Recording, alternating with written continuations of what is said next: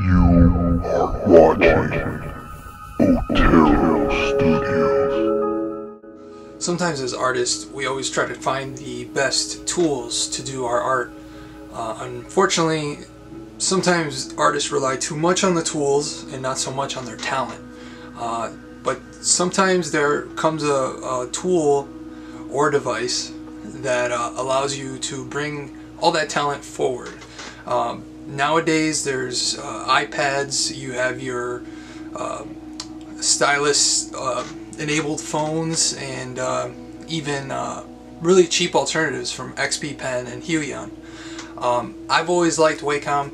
I remember when Wacom first came out with like a cheap alternative pen tab, kind of like this. These used to cost like in the 200 range, and there was no real drawing on the screen unless you had $5,000–6,000. But recently the devices have gotten cheaper. Just to give you an example, I got this Cintiq Companion 2 back in 2015, and this was almost $2,500. It's a great device. It has Windows on it, so you can take it mobily, which is why I kept it. I still use an iPad for quick sketches. It's not very intuitive for drawing big pieces, but it's great for drawing a quick sketch and then throwing it on there and doing something crazy. But recently I got the Wacom 16 Cintiq. This thing is a beast. The only caveat is that it does need to be plugged in to a PC. Now the problem is a lot of PCs need a lot of power to run drawing programs. So I would only recommend this if you're getting or if you have a 16 RAM or higher memory on your computer and a really good processor, at least an i5 quad core or higher. If you don't have those specs, you still can get it, but you're going to notice a lot of lag, and the pen's just not going to be very accurate. I am going to show some clips from a live stream that I did using it, and I'm very happy with it.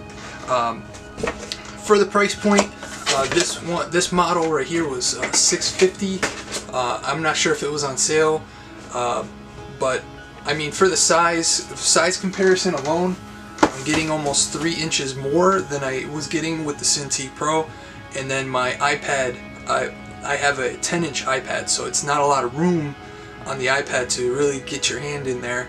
With this one, I notice I can really use a real good stride, and I'm really enjoying it. I highly recommend it. There are a lot of alternatives out there. Like I said, XP Pen and Helion, they're usually $200 to $300 cheaper. But with Wacom, you know you're getting a quality product. I can't recommend them enough. I've been using Wacom since I was in high school, and I got my first drawing tablet. I think it was the Bamboo, the Wacom Bamboo. But I definitely recommend this tablet, especially if you're like kind of a not really a beginner, but you're not really a professional yet. You're just kind of in between. You're looking for something to work from home, because it is not portable. I will stress that. If you're going to a friend's house, or you're going to your mom and dad's house or girlfriend's house, and they have a good PC and you don't have to lug everything around, then you could take it with you. But if you're looking to take it to a coffee shop, you're going to be taking your laptop, if you're using a laptop or MacBook, and it's just very cumbersome. So this is definitely recommended if you're just going to be home. If you're going to be on the go, I definitely recommend getting an iPad Pro. I do not have an iPad Pro. I have an iPad 10.2 inch, which is like the budget-friendly version, because like I said, I only use it for sketching. But if you do need to be on the go, iPad 12 or 11 inches is just enough, and it has a lot more processing power, so you can do a lot more layers. But I am very happy with it. Wacom knocked it out of the park again, making it somewhat affordable to get studio style drawing tablet in your home and in your studio. So I want to thank you guys for watching. I'm going to leave it with some clips so you can check it out, the unboxing, and then a little clip of the live stream. I want to thank everybody for watching. You guys are awesome. almost at 1,300 subscribers, and the views just keep coming. I love every one of you guys, and don't forget to keep it over 9,000. Take care. Walk through on using this. I've never had a pen display this big, so it will be a learning curve, but I can't wait to dig into it. So let's see what's inside. It is a little dirty. I got it from Best Buy, and they had it on the shelf, and I'm pretty sure it got moved around a couple times. So I'm just gonna open this sliver here. I have some stuff on the desk, so it's gonna take up a little bit of room. And now I can't find my combat knife. Oh no. There it is. Alright. I love this knife. I don't know if you can see it there. Alright. Gotta represent for my family. I have a lot of Marine Corps, Navy, Army family. So, always representing the Corps. Alright, so pull this up here. Wacom is always really good with packaging. Oh man, this is a beast. Whoa. Alright. Just throw that over there. Let's see what's inside. The moment of truth. Wow. That is much bigger than I was expecting, just for size comparison. This is my Cintiq Companion. This is 13.3 inches, and this one is a 16 inch. So, you know, you wouldn't think 3 inches makes a big difference, but I guess it does. Here is the power cord. Alright, let's lift the display. You got Pro Pen 2, which I already have one, so I think I'm going to leave this one in there as a spare. The welcome guide, I'm going to need that. Alright, that's another piece of the power cord. And then the digital cables. So, this is... there's an HDMI port, then this is the port that goes into the Cintiq, and USB. So I'm going to test these out and pop it right up.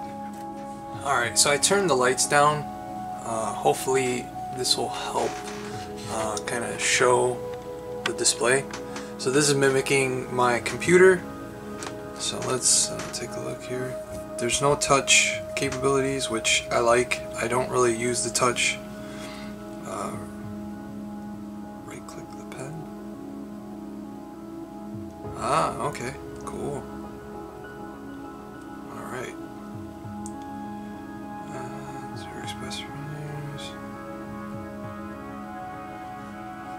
This is nice. I like this option. Let me kind of center it here. Zoom out a little bit there. There we go. I'm not sure if I have to turn up the brightness on the computer. Oh yeah, it doesn't make a difference. So it's just mimicking the screen. Not now.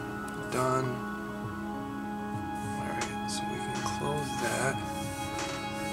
Alright. So where is Sketchbook? There it is.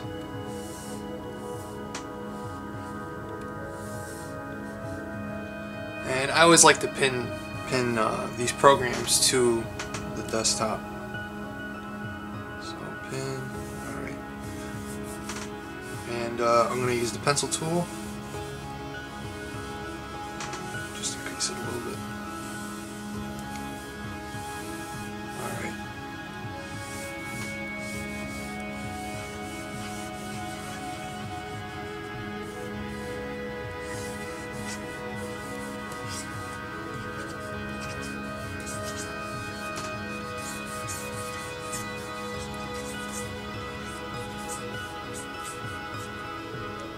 A little scratchy, the noise, but that's most likely the screen protector that's being used on this, and I do not want to take it off.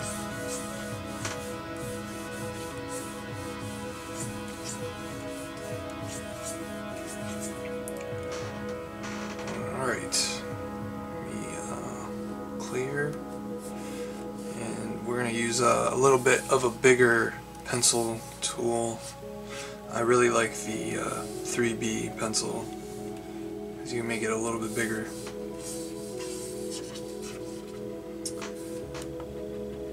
So I might have to play around with the settings, pen settings. I like it a little softer.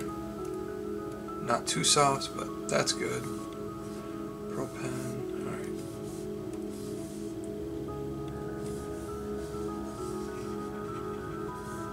Much better.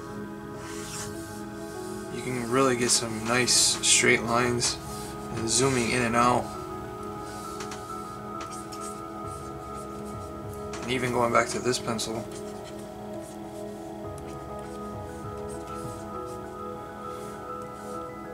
Clear. And what you always want to do when you first get Sketchbook Pro is you go to Preferences and set it to 300 dpi.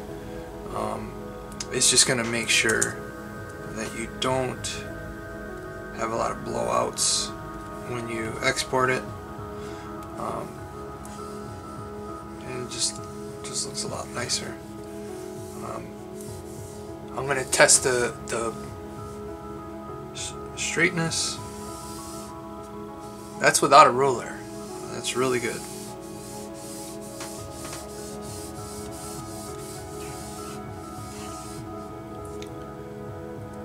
So I'm using my old Pro Pen. Maybe I should be using the one that came with the box. I might not get that scratchiness on the screen, but you know, that's part of trying stuff out. Now line weight. So line weight, go really thin, a little bit harder, medium, and then super hard. So you should be able to draw with the side of your pen too. Let me get a charcoal, because with charcoal you'll be able to tell if it's straight on and to the side. So it does offer pen tilt, which is really good.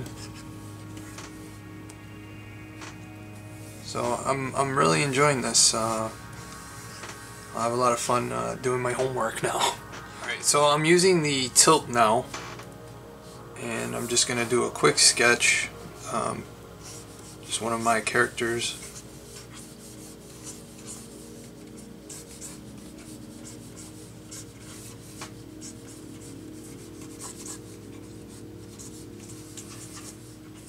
This one is Kato.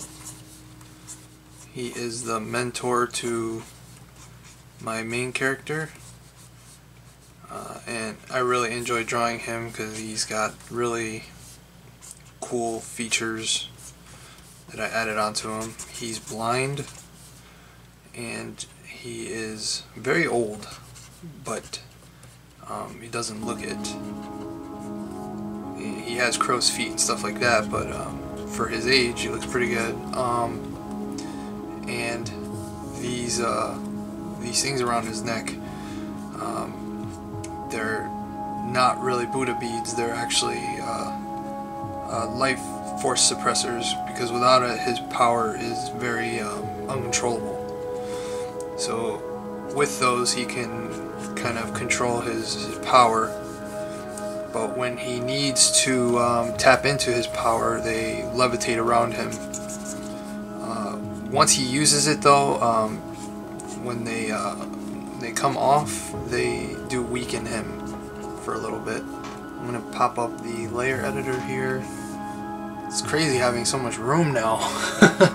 I am so used to not having a lot of room when I draw on the other one. Hopefully the angle's not really hurting too much here. But so let's add a layer.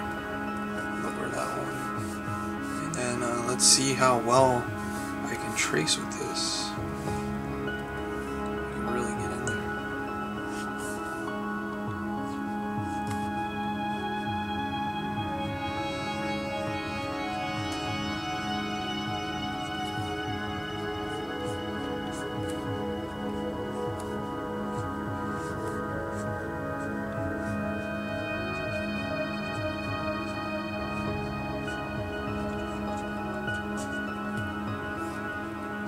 Really can get some really good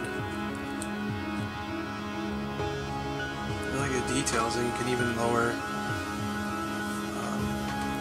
the line weight a little bit, because even with the pressure, the tip is going to be a lot smaller. And you could even use normally for lining, I normally use the pencil and just multiply it. But now with this bigger screen, I'm going to try the felt tip and see how that feels. Let the flow all the way up.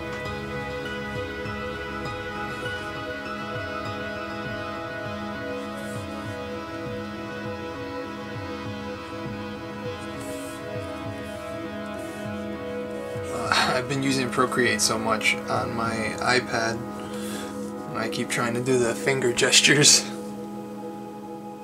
It's true what they say, once you get used to something, it's kind of hard to go back. But having this amount of room to work with, it's kind of hard to go back now.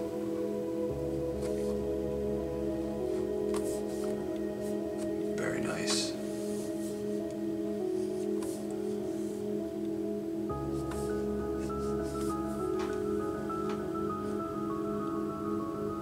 And I always leave out the iris of the pupil because he's blind, just to kind of imply that he is blind, he can't see. That's another thing, when his power gets decompressed, he can see again, and then he starts to de-age. One of my very favorite characters to draw. Funny side note, when I first created Midnight Eye, Kato was the main character, and then I changed it to Li Shenlong, the one that's the character now. But yeah, I'm really enjoying this, and hopefully now in future live streams you guys can see a lot more. I want to thank you guys for watching, and I'm gonna do some breakdowns a little later on in the video, but